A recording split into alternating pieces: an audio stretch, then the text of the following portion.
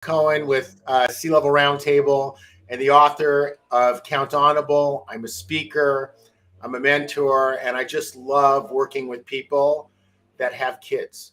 And we'll talk a little bit more about that and why this report we're going to discuss today from Gallup is so crucial and so critical in the world for all of us. But before we do any of that, I want to introduce someone that I've recently met. And I got to tell you, a lot of people that you meet, you think, oh, this is a great person. I like that person. They do this, they do that. But I've appeared on about 70 podcasts this year so far with my book, talking about it and sharing. And, recently was interviewed by Jason. He tells me he's releasing that podcast on my birthday. Thank you, Jason. You're very welcome. Jason Sircone is a podcaster. He's got a great podcast. He's also an expert at helping brands brand themselves and get public notoriety through the medium of podcasts. And he's announcing something new this week. We'll leave it to him to let the cat out of the bag. But let me just thank you, Jason, for being here today. Jeff, thanks for having me. I definitely had a blast with you on my podcast, Evolution of Brand. And it's very cool that we get to reconnect here and reconnect with the audience that's consuming this great information with us today.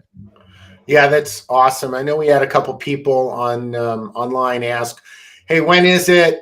Really want to join. I'd love to catch a little bit of it. So hope you guys are on. If you are, feel free to send us messages.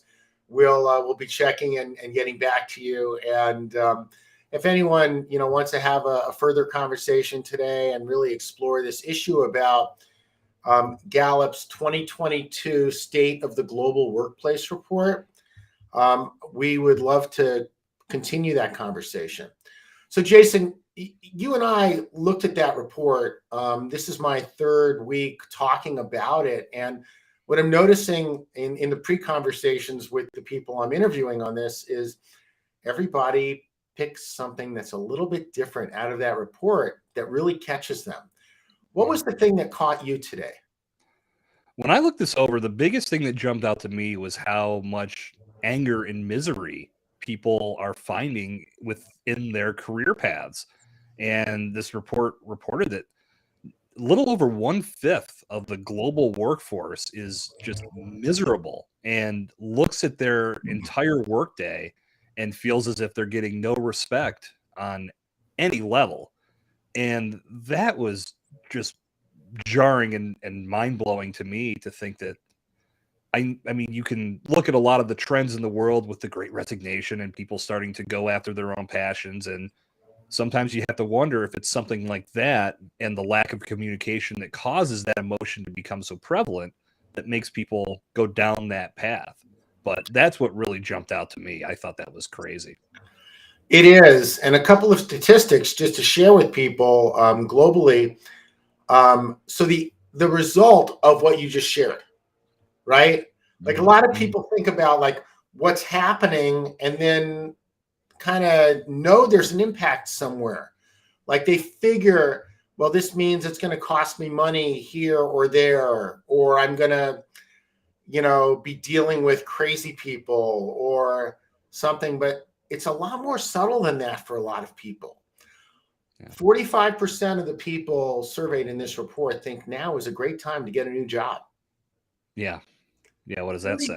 45%, right? Like this Great Resignation that we're all talking about, that's a big deal. But I think the number that you were pointing at, the 1/5 number, is globally 21% of employees have anger every day. Like, can you imagine? Like you're looking at your people, something's not right?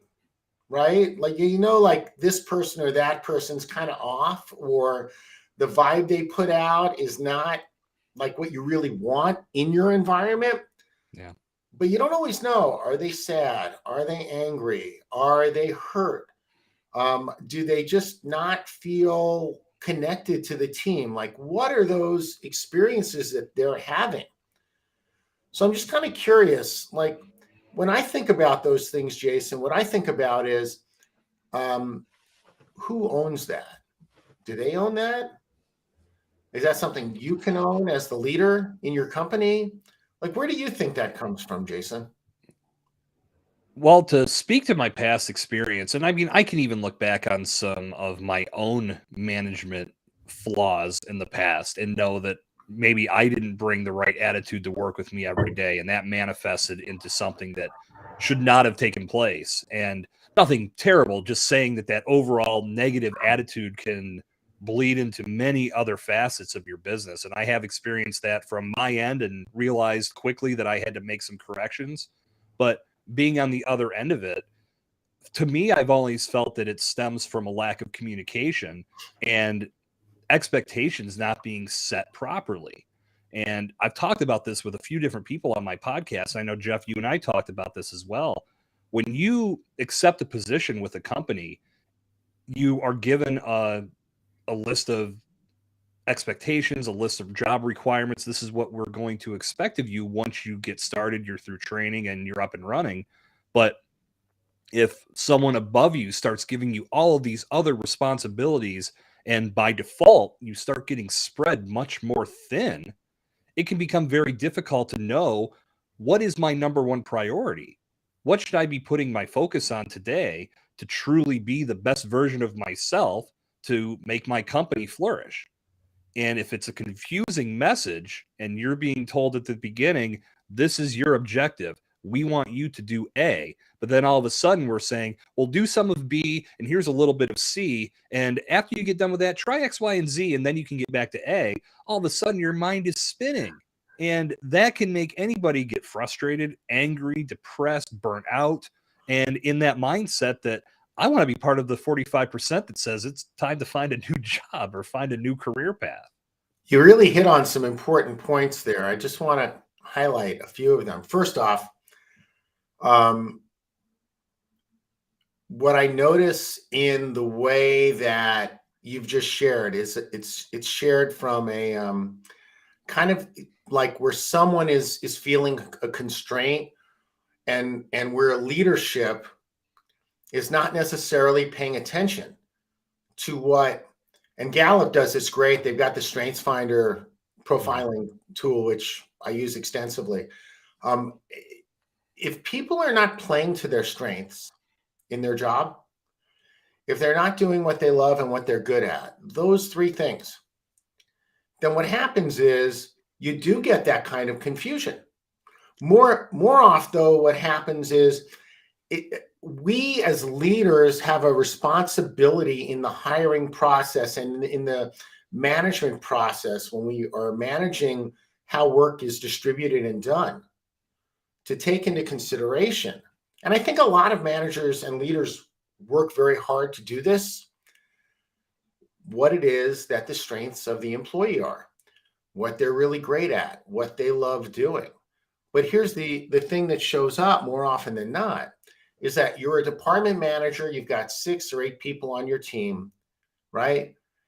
And you only have a certain amount of resource.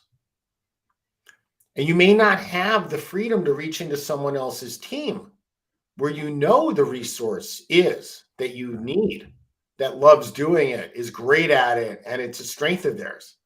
Right. So without that, what winds up happening is you find yourself in this conundrum. And that actually is something that the person leading the company, the CEO, they own that. Because it's about the culture. If the culture that they've created in the company enables leadership at all levels to work together collaboratively, and there's no penalty for that, then you can start considering, like, how do people grow in their role in the firm, right? Because you hire someone for a job, and you talked about this a minute ago, right? And now you start saying, can you do the laundry? Can you do the dishes? Can you sweep the floor? Hey, I hate doing those things. Mm-hmm. I'm going to take part of my paycheck and hire someone else to do that, just so I don't look bad. Right. Or better yet, this was great. I had one mid-level manager say to me sometime, I asked the question, I said, do you ever get asked to do something that you say yes to and then don't do? What do you think the answer to that was?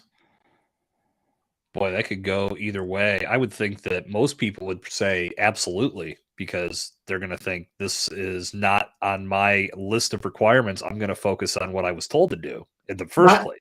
yeah, not in my job description. How often Right. do we do Yeah. that in our lives? But Right. it's the boss. I hate that term, by the way. But the boss is usually asking you to do it, not the leader. Like, you'll follow a leader, over the most precarious steps around. But a boss, you're more likely to say yes and not do it. And the answer was, sure, all the time. I said, why is that? Well, the answer was very simple. I was shocked, actually, but a very simple answer. Well, I get asked to do so many things that are not relevant, so I make that call. And only once in a while do they come back to me and say, did you do this? And that's when I know this is something that's really important. When they come back and say, when they follow up, basically. Yeah, but that's 3 or 4 weeks later. Yeah. Right. And it's on Friday afternoon at 4:00, right before the long weekend.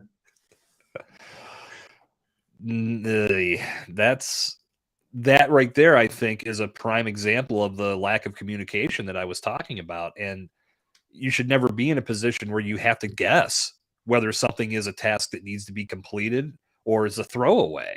If it's a throwaway, it shouldn't even be presented in the first place. Well, that's the issue that most organizations have, right? Like, they want to have happy, engaged employees, but they don't actually have a culture set up to manage that structure. That's why I wrote the book, right? Yeah. I mean, Count Honorable is that process. And what I love about this conversation is, like, I don't think most leaders really think about what they're doing to the employee. They get skittish because they don't want to lose an employee, because they know the cost of replacing one. Sure. Right? Not just money, but all of the culture, history, experience that person has in the organization just disappears.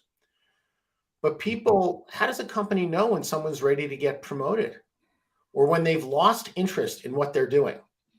I took a job in sales after having been CEO for 10 years, right? And I loved it for 2 years. And I said, I'm ready to get back on the horse and be CEO again. Guess what? My performance dropped. But that wasn't something management really got.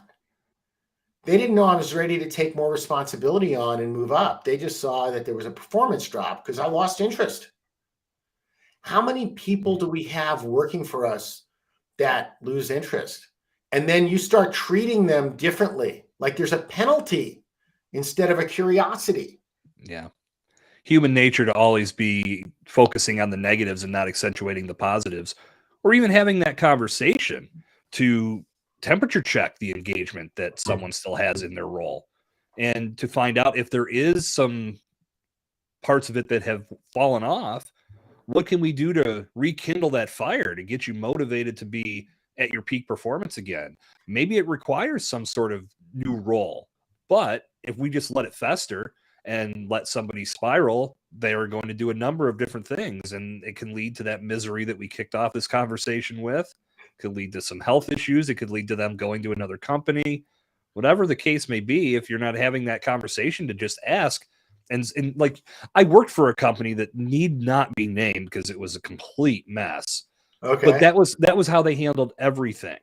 It was never a talk about the positives. It was always a talk about the negatives. And I remember, and this is a fun, I'll throw this out there. I don't even know if this company exists anymore. They called us in at right before we all left, the entire team. And the manager was all shaky in his voice and talked about how he was going on vacation to Aruba tomorrow. He had never said anything about this.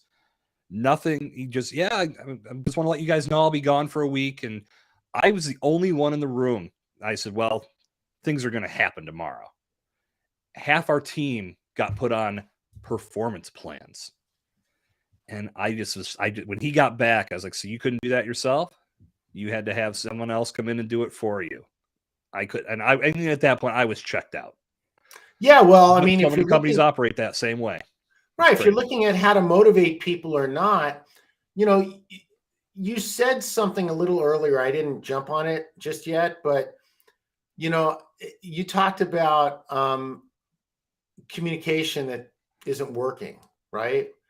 To me, that's just ineffective, right? It could be incomplete. It could be a lot of things, but really, what's happening is that um, look, whatever the reason was, everyone got put on a performance plan. If that manager wasn't also on one, like the Yeah, right. leader of the team sets the stage, but the issue is that it often, especially in larger organizations, gets pushed down, right? So you're the team leader, regardless of what your manager does or doesn't say or do. Mhm. You're now being held responsible for the environment that someone else is creating.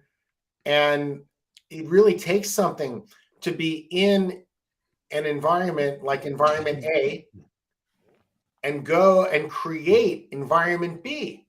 Mhm. Some of the most effective managers and leaders I've had, they did a great job of dealing with company politics. And then what happened when, well, trying to, sorry, Jason, I was trying to figure out how while you were off to switch, but so they go about dealing with the company politics, creating the environment where their teams can perform. And that really takes, first off, a mature leader that's self-assured and confident and capable, right? Mhm. And often what happens is we generally take the best salesperson or the best person in customer service and they become the manager. Right. It's all based on And numbers. but it's not, but that's not necessarily the thing that makes them a great leader. And we're not grooming people into leadership. That's one of the things that was really important as I was writing the book is like, how do we actually create an environment where you're creating leaders and leadership, where people come up the ranks as leaders? Like, just imagine in that role that you were in, that there was something you did that was really exceptional. And you were known as the leader in that area. Hey, Jason is my XYZ leader. Right. What would that have done for your ego? Like, how would you have felt? Well, at that job, probably not much different. However, I can think of some other jobs that I've had where that absolutely would ring true. And I know that I was in a position where that was me for our region, even though it wasn't official. It was just something that I was told, you're excelling at this. We want you to talk to the people, the other managers, to get them on the same path and get them on the same course. And that meant a great deal to me. So that changed my mindset and made me take it even more seriously because I knew more people were looking at me. So I wanted to excel and not have it look like this is just somebody getting favoritism, because if somebody looks at it and nothing good is happening, they're going to be, well, what's happening? This isn't the guy that we should be talking to. So it changes your mindset. It makes you take things a little bit more seriously. It's true. And the other thing, Jason, just to make note on that is, so that was at a management level, right? Now Yes, it you was. got, 6, 8, 10 people that are reporting to you. Imagine for a minute you were able to find something that each one of those people could be called a leader at. Early in my sales career, I figured out return on investment, right? And suddenly when I did that, my software sales jumped like 50% in a year. And management saw that, and you know what they said? Hey, Jeff, can you present that to the whole company and get everyone trained up? I had just become the subject matter expert on ROI. I was the leader there. Mm-hmm. You don't think that I had pride in that? Of course Absolutely. I did. Right. But there's something that happens when people on a team all feel like they're leader, they have leadership in something. First off, some people will feel like, oh, the company needs me. Now, you go and you look at some of these stats like we were talking about, and if you just look like 40% of the global workforce and 41% in the United States are worried. What are they worried about? I don't know. Am I going to lose my job? That's a great one. People often worry about that and they say nothing. They just absorb that. 44% of the global workforce and 50% in the United States say they have a lot of stress during the day, right? And then there's anger. 21% of the global workforce, we're a little better here, and 18% in the United States say they feel anger every day. So if you look at those things, like people that are taking pride in what they do and love what they're doing, they don't have those emotions nearly as frequently. And, you know, the thing that I stand for is that kids get a leg up on life, and they get it when they think they can do anything they want. Like, I want to be a fighter pilot. I want to go to the moon. I want to be president, right? Remember those little dreams we had as kids? But then they hear the talk between their parents when their parents come home from work at dinner. I hate my job. I hate my boss. I hate my company. Why are you even there? And kids feel constrained. Like, what can they can't do anything about it. And daddy or mommy is unhappy. And that's what I have to look forward to when I grow up. Like, just imagine for a minute that every night you came home and you said, oh my God, I am on the most amazing project and my teammates are even better than me and I love working with them. What would that be like? Oh, I mean, that's something that, you know, I always thank my parents for instilling work ethic in me. And, you know, as you bring that up, Jeff, I think back, I don't remember conversations like that taking place. I remember my mom was the last company she had worked at before she unfortunately had a stroke back in 2010. But before that happened, she was perfect attendance for I can't remember how many straight years. She just loved her job and went to work every day. And my dad worked his way up through the company that he worked for and was able to retire early. But I always saw how hard they worked. And I don't remember, I can't recall. I mean, of course, there's going to be days where things happen where you're just not happy or you might need to vent for a second. There's just no way to avoid that 100%. But I don't remember those types of conversations taking place where me or my sister would have been impacted by them. So I guess to speak to your point, in addition to strong work ethic, I can thank them for not making the workplace sound like this negative place to be all the time. Well, you know, you talk about a work ethic, and there's a couple of ways you could take it, right? One is where people feel like there's some forced action that needs to take place so that you just fulfill on your commitment to work. And then people feel constrained, and eventually they just leave if it's not something that's for them, right? Right. But I think when people really love their job and are confident about their skills, ability, and what they're doing, it opens the opportunity to have conversations that are different. And those are not just with family, but they're with management and leadership in your company. Yeah. So, you know, when you have a great trust and verify process where just every week, you know, you have a few minutes with your leader and you're getting to go over what's working, what's not working, the deliverables you have, and just be straight about, hey, you know what, you assigned me this task. I really hate doing the laundry. I can't fold those baby clothes in 6 things. Can you find someone else? Right? Be a lot more productive to have that a weekend than 3 or 4 weeks later. More empowering to people. Also gives you an opportunity to get a little closer to them and not create this wall. Because I mean, it's clear, you know, the writing's on the wall when you know you're not getting along with your boss and they are building more bricks on top of the wall between you. Yeah, right? no doubt. People don't always know, like, well, how do I deal with it? How do I manage that? What am I going to do next? Right? And so I really, really acknowledge that you grew up in the kind of household where what work ethic meant was love what you're doing and stick with it. Yeah, I think I've never really attributed my belief in the enjoy the process, enjoy the journey philosophy. I never connected it to that, but now that we're having this conversation, I guess that I can, because there is absolutely something to that. Because if you are finding the positives in your day, whether you're building your own brand or you're working for somebody else, there's a lot that can be gained from that, and it's going to make you a more well-rounded person, which can then lead to you being a much more happier employee. That's going to lead to you being a much more happy member of your family that's contributing positives when you get home from work versus negatives. So there's a lot that Yeah. can come from that, and if you don't enjoy the process and enjoy the journey that you're on, the destination will never be sweet. It'll never be worth getting to, because you'll look back going, well, here I am, whatever.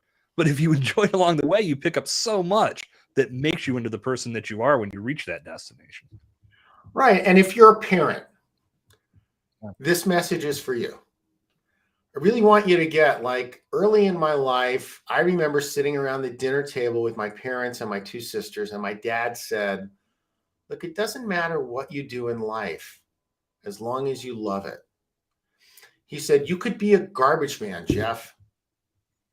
Not that that was something I had aimed for. Mm-hmm. He said Sure. that you could do that. And just as long as you love doing that, Mm-hmm. you can have a happy life and you can get things done. Now, he was an entrepreneur. He kind of pushed those buttons in me and got me excited about that. I mean, at an early age, I was standing on Sunset Boulevard, waving, selling maps to Stars Homes. I mean, there were things like that I did in my life. But, you know, you as a parent, you get to create that fire in your children. And when you have people reporting to you, especially people that are parents, you're the one that creates that for them.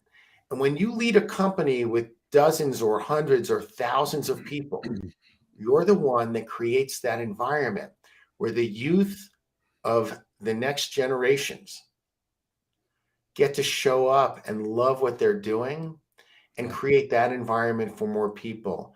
And that's the fun. So I just want to close by first off asking Jason, what are some takeaways that you have from today's conversation? Well, like I said, I mean, I've always believed in that enjoy the process, enjoy the journey, really accentuate those positives that happen along the way and learn from the negatives, because as we have said a couple times, those negatives are going to happen, but it's how we respond and utilize them to our advantage that's going to define our path. So for me, I think it's just reaffirming the fact that I think I can look back on childhood and say that a lot of that has bled into my, now I'm in my early 40s, and in building my own brand and helping others do the same. There's so much to be gained, and that's the type of philosophy that I want to impart, not only on people that I work with, but you would mention kids. As a podcaster, it's my nature to dig deep and ask compelling questions that spark conversation. I do that with my daughter all the time, because the typical child response to "how was your day?" it's good. That's not going to fly.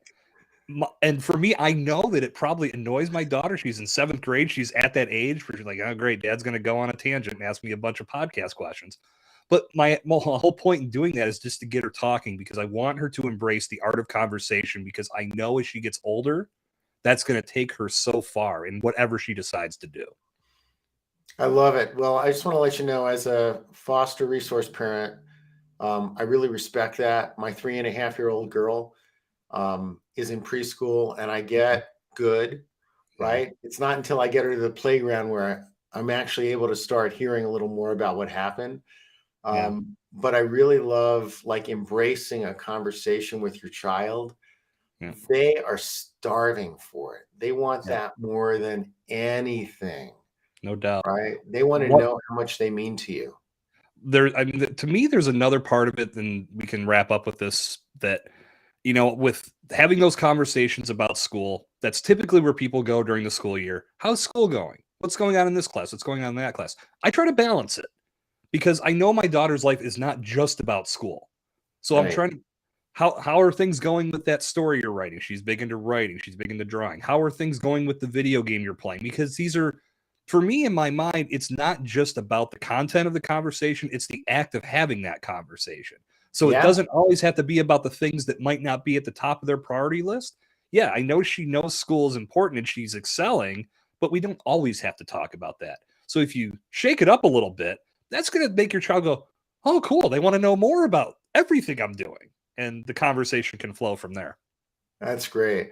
Hey, Jason, I really want to acknowledge you. You're just an amazing guy. I Thanks, love Jeff. like hearing the well-roundedness in your life, the journey you've been on. It's just amazing.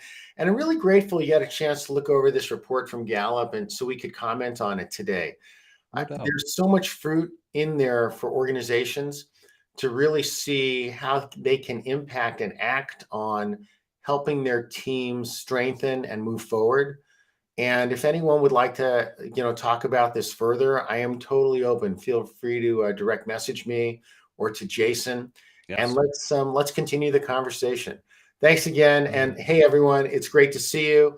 We'll be back next week and talk further about this particular report. Have a great day.